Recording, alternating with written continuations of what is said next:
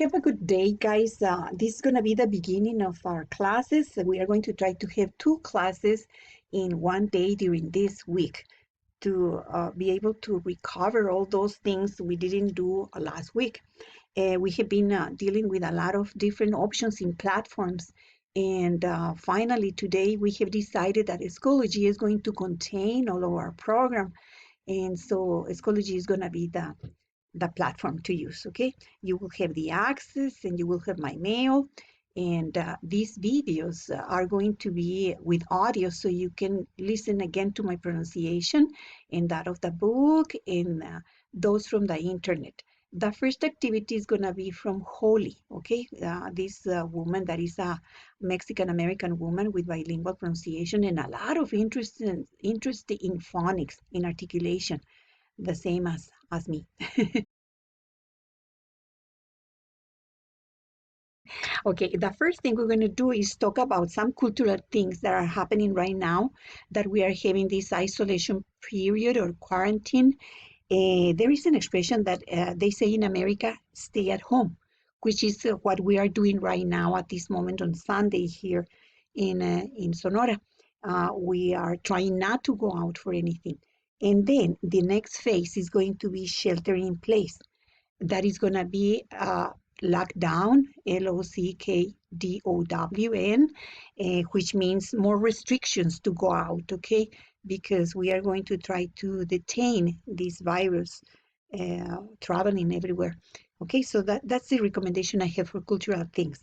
Okay, and then the audio for Holly, okay, you're gonna get the link over there.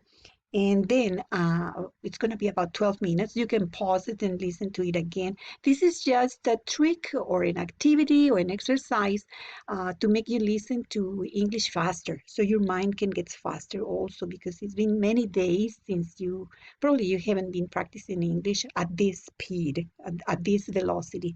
And so my plan is to have all the audios of 8A, of Unit 8A, on the same audios that we have at the same time videos, okay? And so the first one is going to be on your page 77 of the book, the pronunciation of number 4 and number 6, okay? And remember that number 6 is going to have a script on page 128 that I am going to repeat when we get to that part. And then we are going to go to another section of family of sounds on the workbook. On the workbook on page 52, exercises 4, 5, and then also the last frame that contains the useful words and phrases. Okay, so we're gonna work on all those 3 audios also, okay, and that's gonna be the first class, okay. On the listening of the workbook on number 5, we are going to have an exercise of multiple choice that you are going to complete. I immediately going to post the answers, but I wouldn't like you to see the answers because your brain gets lazy, and then it takes about 7 years to unlock your brains for learning again. Okay, so nobody has all that time to waste. Okay, so try not to look at the answers immediately so you can make your brains work. And then when you have a certain error, you can ask, okay, teacher, why for me option B is the answer and not A that the book says? We are going to work with the listening on your books on page 77. Exercise 4, pronunciation, the letters A. Okay, so we're going to practice the listening here.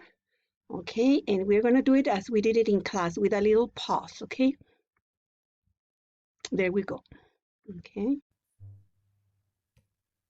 4.36.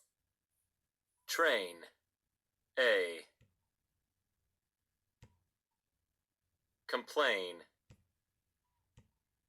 Email. Obtain. Paid. Painting. Chair. Air. Airline. Fair. Hairdresser. Repair. Computer. Bargain. captain, villain, Okay, so let's see now how you did. Okay, we're gonna give you a little time so you can check that. Okay, so we already have the families of sounds there, and we are going to move to the same page, okay? Same page, exercise 6, listening and speaking. Okay, this one is going to contain long text, okay? The script is going to be on your page 128. Please go to the middle of the book, more or less, on page 128. I'm going to check it myself also. On page 128, it has to be exercise 440 as it says on your page 77 and on page 128, the third column at the bottom. Are you with me? 440 is going to be a number 1, 2, and 3, and you go to the next page to continue with number 3, right? So we're going to listen to a part of a radio consumer program where people are talking about bad service, okay? And we are going to listen to these and check the vocabulary and the text itself, okay, for the message. There we go. Okay, we're going to get audio rolling. 4.40. 1. I was at Sydney Airport in Australia, and I got a taxi to take me to the hotel. A few minutes after he'd left the airport, the taxi driver said that his meter was broken, but that he would charge me $50, which was what he said the trip usually cost. It was my first time in Sydney, and of course, I didn't have a clue what the usual fare was, so I just said okay.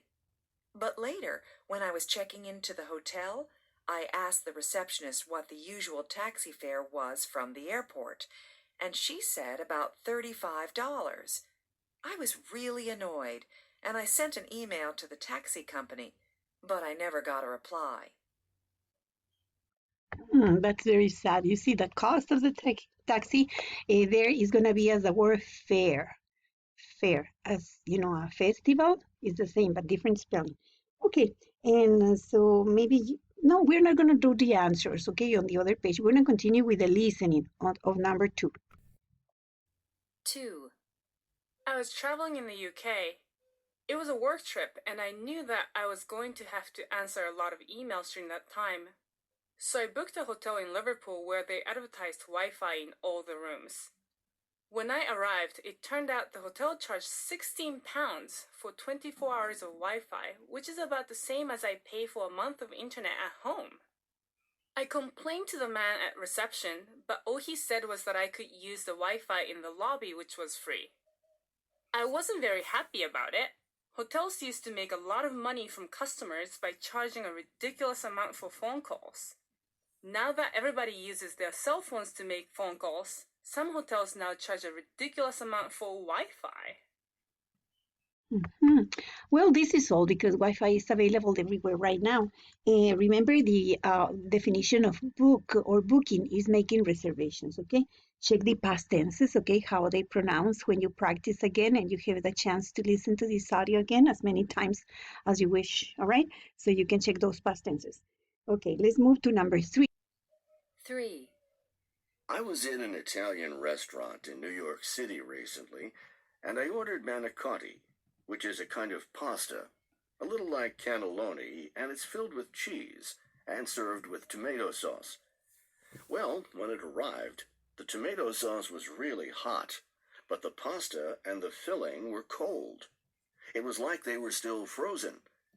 Anyway, I called the waitress, and she said that it couldn't be cold.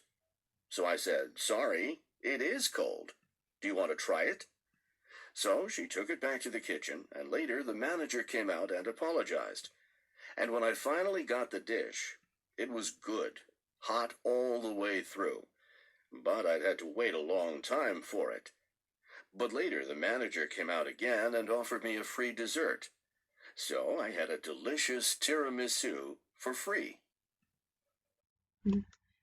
Okay, in this case, we have the pronunciation also of past tenses, well, I wanted to mention feeling. The feeling is going to be the stuffing, or visualize a taco. What the taco has inside is the filling or stuffing, okay? And then in this, check the last 4 lines when it says through, period. But I apostrophe D means I had. This is going to be a past perfect, a past tense that happened a long time ago. All right. I had to wait. Okay. That's what it says there. This apostrophe D doesn't correspond to a would. Okay. So this is a narrative, a past tense that is very far away.